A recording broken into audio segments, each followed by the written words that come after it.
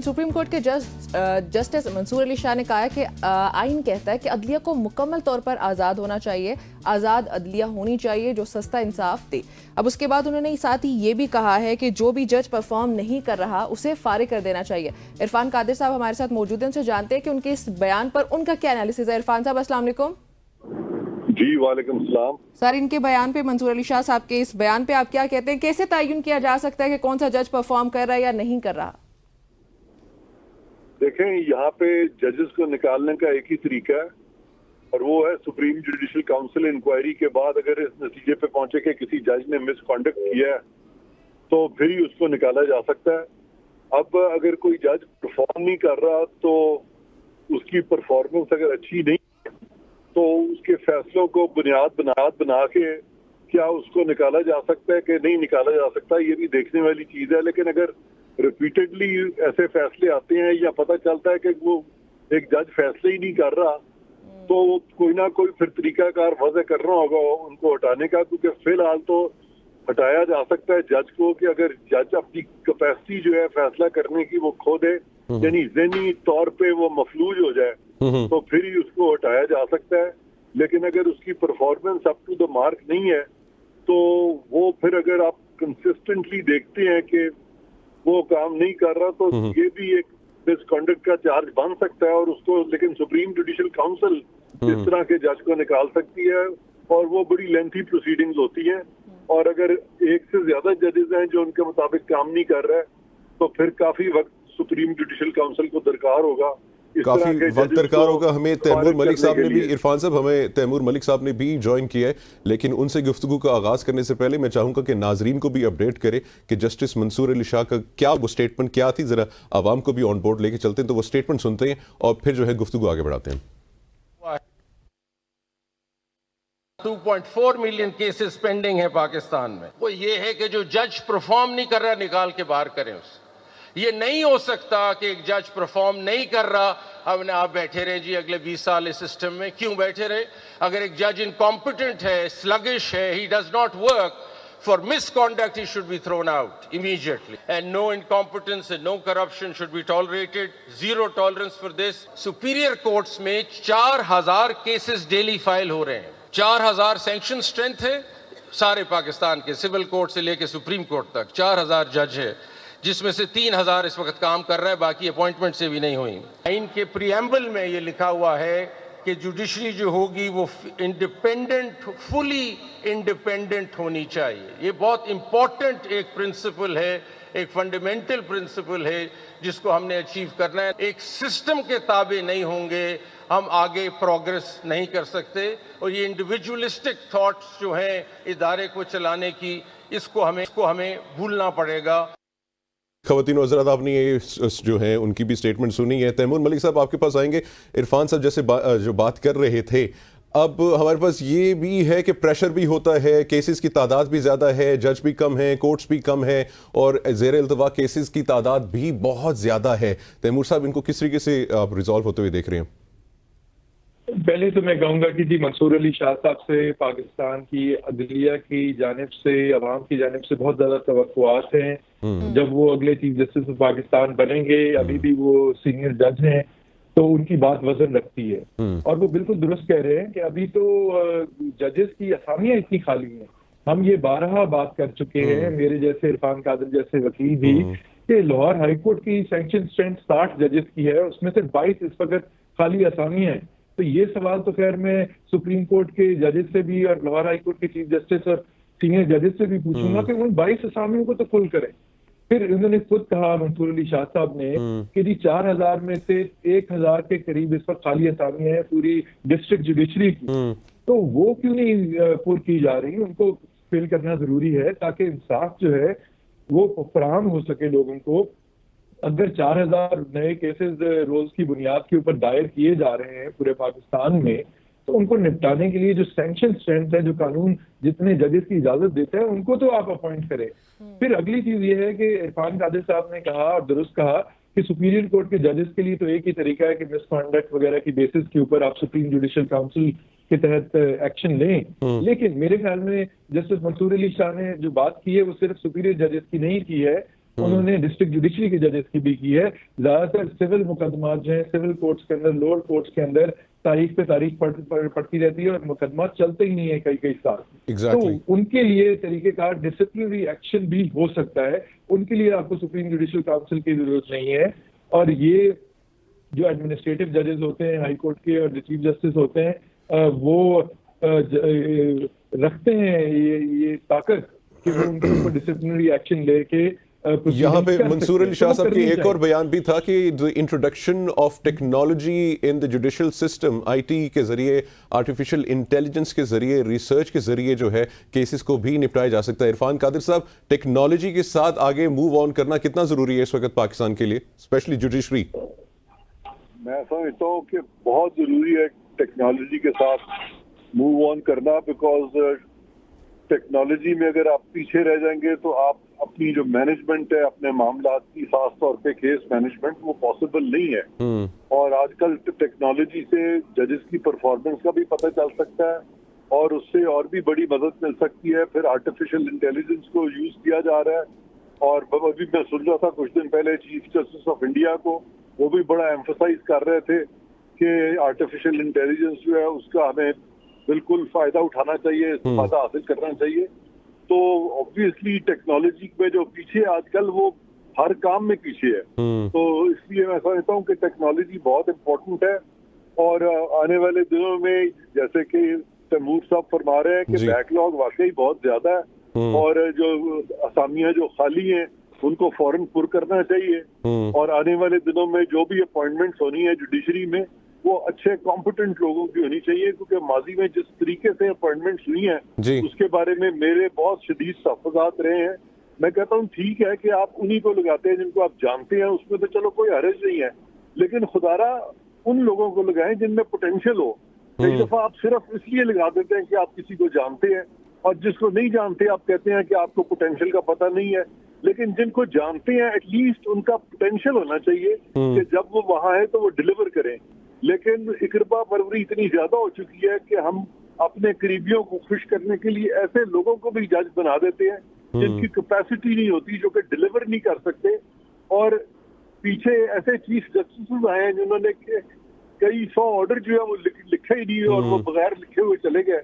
तो I mean इस बारे में मैं समझता हूँ कि जो जज्बात हैं आइंदा चीफ जस्टिस मंसूर अली शाह साहब के, वो बिल्कुल दुरुस्त जज्बात है कि यहाँ पे कोई ऐसी चैरिटी में नहीं आप जजेस अपॉइंट कर रहे हैं, बल्कि जजेस इसलिए अपॉइंट कर रहे हैं ताकि वो मेरिट बेस्ड होने चाहिए, डिलीवर करें बल्कि बैकलॉग को खत्म करें। इरफान साहब, मैं आपके पास आऊंगा। अभी जैसे इरफान साहब ने भी स्टार्ट में ये बात कही थी कि judiciary needs to be fair and independent.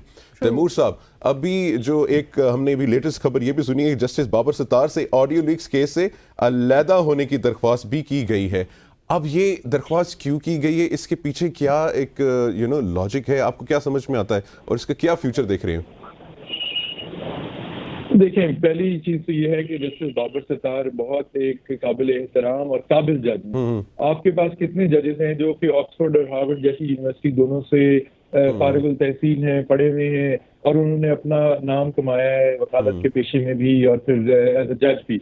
अब जो उनके ऊपर बात चल रही है दोहरी शहरियत की, वो बिल्कुल बेबुनियाद है। वो इस्लामाबाद हाई कोर्ट का एलामिया आ चुका है जिसमें कहा गया है कि जी उनके पास वहाँ की रेजिडेंस थी, बिकॉज वो वहाँ काम करते थे, पढ़ते थे, उसके बाद उनको एक वहाँ का लॉन्ग टर्म वीजा मिला हुआ है, लेकिन उसको भी रंग दिया जा रहा है कि जी जैसे उसका मतलब यही है कि वो वहाँ के परमानेंट शहरी हैं। ये गलत बात है।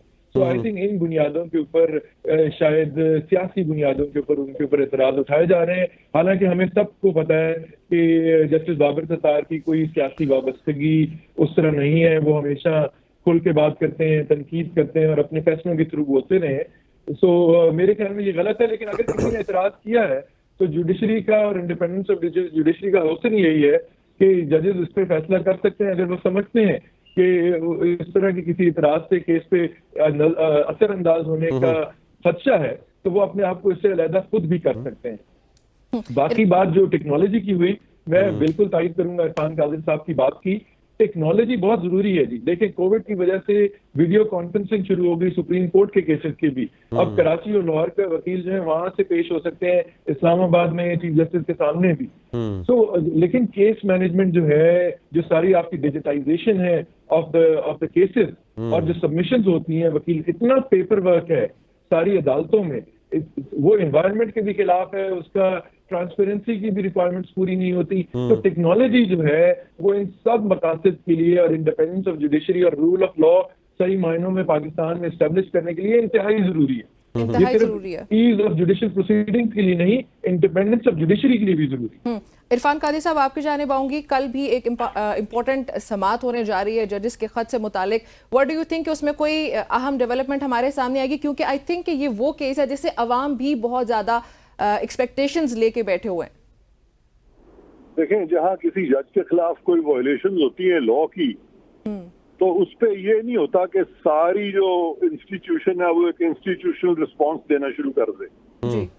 अगर किसी के खिलाफ कुछ है तो वो उसको चाहिए कि या तो वो इंडिविजुअली परसू करे, या फिर वो जो लीगल तरीके बने हुए हैं जिस तरह के कंटेम्प्ट है वो दूसरे बेंच को रेफर करे, उन लोगों के खिलाफ कंटेम्प्ट में प्रोसीड करें।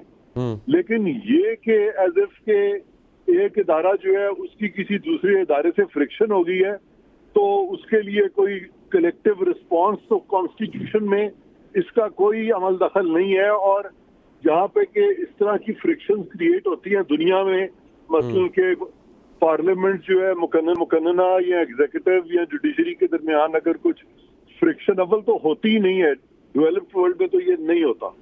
लेकिन अगर हमारे जैसे मुल्कों में जो कि इर्तिकाई अमल से गुजर रहे हैं, अगर ऐसा हुआ भी है तो इन चीजों को बेहतर है कि पसे पर्दा आराम से इसको तय किया जाए ताकि हर कोई अपने दायरा में इख्तियार में रह के काम करे। और अगर किसी इदारे को कोई शिकायत भी है तो जुडिशरी को चाहिए कि उनके साथ इस तरह के जो इश्यूज हैं उनको वंस फॉर ऑल क्लियर करें, क्लैरिफाई करें, ताकि अगर उनकी ये फीलिंग है कि जुडिशरी भी वायलेशन कर रही है और अपनी हदूद से बाहर निकल रही है, तो ये सारी चीजें जो है ये अफाम व तफहीम के साथ एट द हाईएस्ट लेवल तय होनी चाहिए। जजेस जो है वो दे कैन नॉट बिकम जजेस इन देयर ओन कॉज, कि अपने ही मामला उठा के अपनी इंस्टीट्यूशन को कहें कि we are the guardians of the constitution and we are the sole guardians of the constitution, तो दैट इज रॉन्ग। लेकिन सर एक तारीख भी तो है ना कि हमेशा से फैसलों पे असरअंदाज होती आई हैं चीजें, तो ये तो जुडिशरी की इंडिपेंडेंस के लिए एक बहुत इंपॉर्टेंट केस है। नहीं, तो जुडिशरी जो है वो जो फैसले करती है ये वो सबके खिलाफ, उन्होंने एक प्राइम मिनिस्टर को फांसी लगा दिया, बाद में एस्टेब्लिशमेंट के जो थे जनरल मुशर्रफ उनको कह दिया कि इनको भी फांसी दे दी जाए, और इस अजीब अजीब बातें लिखी फैसलों में। और फिर मुख्तलिफ अदवार में वहाँ पे पॉलिटिकल इंजीनियरिंग जो है जजेस खुद एडमिट करते रहे कि होती रही है। तो ये मिन हैसुल कौम, मेरा ख्याल है हम सारे जो इदारे हैं इस वक्त जरूरत है कि मिसाक के इदारा जात होना चाहिए पाकिस्तान में, और सबको मिलकर इस चीज को तय करना होगा। ये नहीं हो सकता कि पार्लियामान अकेली बैठ के बाकी दोनों ऑर्गन्स को दबा ले, या एग्जीक्यूटिव कह चुके हमारे पास ज्यादा पैराफर्नीलिया इसलिए हम अदलिया को और पार्लियामान को दबा लेंगे, या फिर अदलिया क्या कि अब हम चूंकि एक ऑर्डर लिखना जानते हैं तो हम सबको दबा लेंगे। तो ये जमहूरियतों में ऐसा नहीं होता। ये मामला जो है ये रिकंसिलिएटरी फेज में जाके ठीक होते हैं। ये कोई विजडम नहीं है कि आप इस तरह से खुद ही अपने मैटर्स को टेक अप कर लें एंड यू बिकम जजेस इन योर ओन कॉज।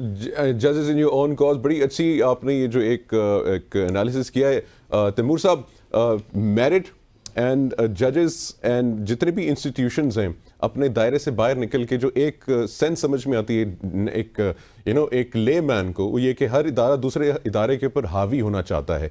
ये पाकिस्तान के लिए कितना नुकसानदेह है, और अपनी जो एक दायरा है उसके अंदर रह के काम क्यों नहीं करते? हर इदारे का एक आइन जो है उसका तायन किया हुआ है।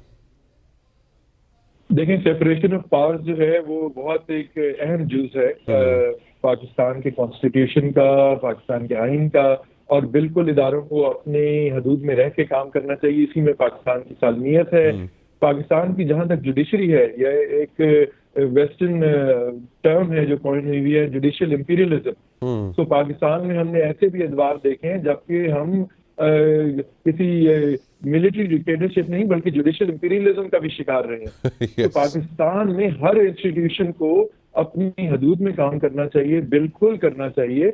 اور جہاں تک عدلیہ کی بات ہے، دیکھیں پاکستان کا ایک بہت بڑا المیہ جو ہے وہ یہی ہے کہ پاکستان کی عدلیہ عوام کی توقعات اور آئین کی ذمہ داریوں پہ پوری نہیں اترتی رہی ہے.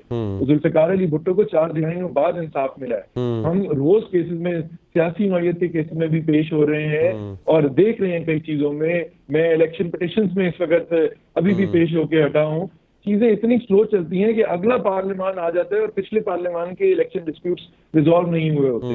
تو ظاہر ہے عدلیہ جو ہے وہ اپنی ذمہ داریاں پوری طرح نہیں نبھا پا رہی ہے اور یہ ہر ادارے کے اوپر اثر انداز چیز ہوتی ہے.